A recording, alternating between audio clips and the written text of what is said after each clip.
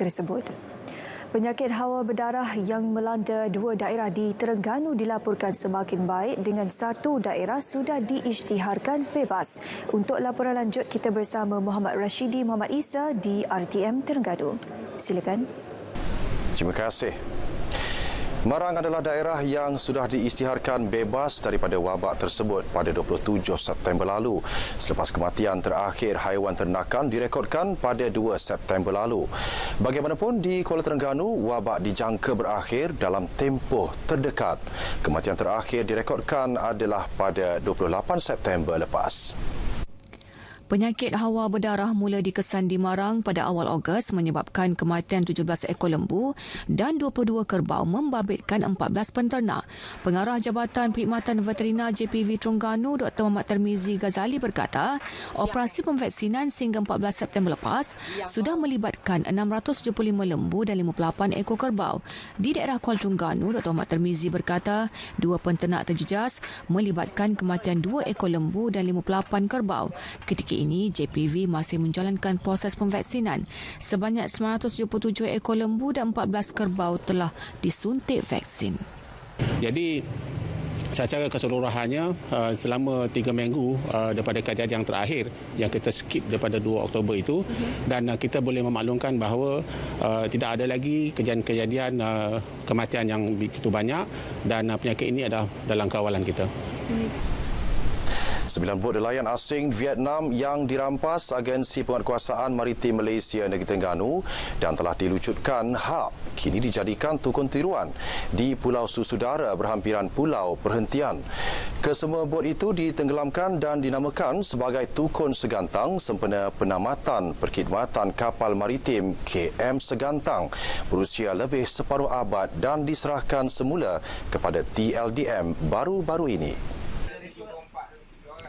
Menurut Pengarah Maritim Negeri, Kapten Maritim Muhammad Sufi Muhammad Ramli, kesemua bot nelayan asing ini dilucutkan hak kerana menceroboh dan menangkap ikan di perairan negara.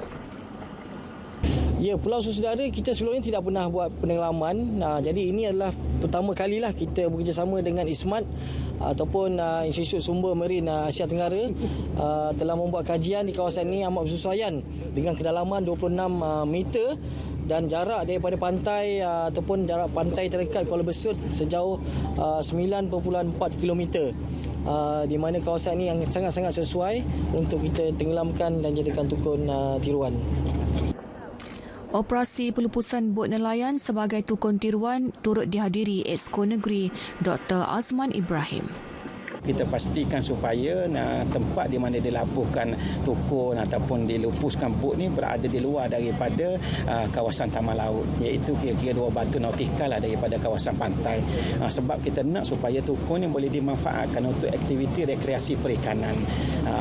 Kalau kita labuhkan di kawasan taman laut, bermakna nelayan-nelayan kita tak akan dapat manfaatlah. Program pelupusan bot ini mendapat kerjasama Jabatan Perikanan, Jabatan Taman Laut dan Institut Sumber Marin Asia Tenggara ISMAT.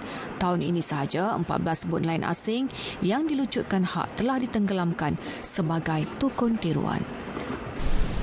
Kekurangan diri tidak menjadi masalah untuk mencipta kejayaan.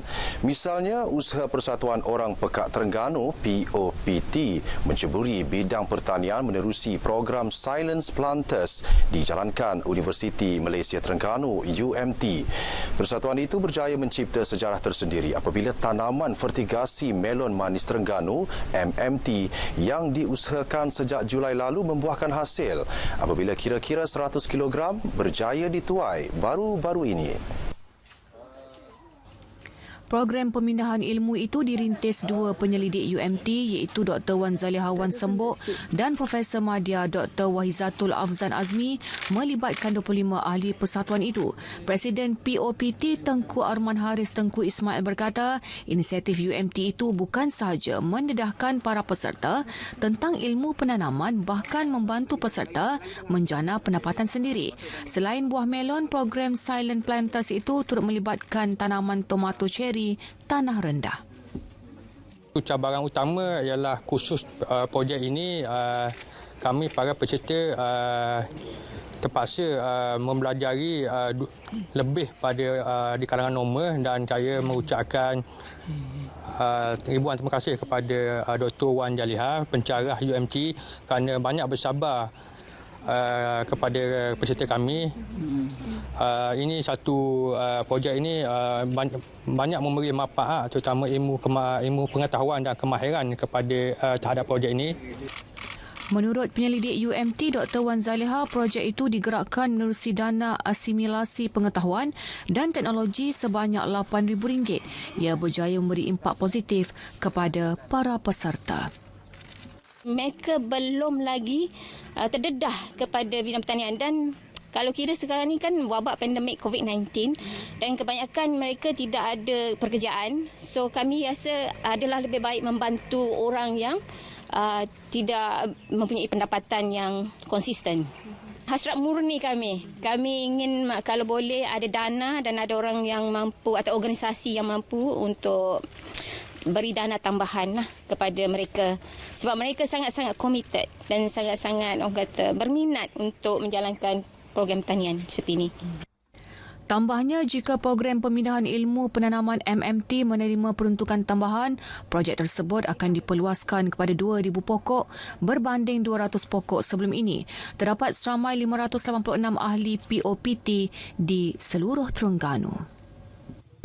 Laporan tadi berakhiri bahan berita dari RTM Terengganu. Kita kembali ke Angkasa Puri untuk berita selanjutnya.